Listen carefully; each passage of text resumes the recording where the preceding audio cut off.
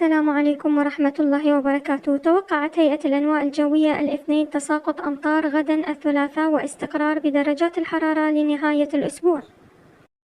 وذكر بيان للهيئة أن الطقس اليوم غدا الثلاثاء سيكون صحوا مع بعض الغيوم في الأقسام الوسطى والجنوبية من البلاد، فيما سيكون غائما جزئيا في القسم الشمالي مع فرصة لتساقط زخات مطر خفيفة ولا تغيير في درجات الحرارة في جميع مناطق البلاد. أما الرياح فستكون شمالية غربية خفيفة إلى معتدلة السرعة 10 إلى 20 كيلومتر في الساعة، وتنشط نهارا في الأقسام الشرقية من المنطقة الجنوبية 20 إلى 30 كيلومتر في الساعة. وأضاف البيان أن طقس يوم الأربعاء سيكون صحوا ولا تغيير في درجات الحرارة في جميع مناطق البلاد.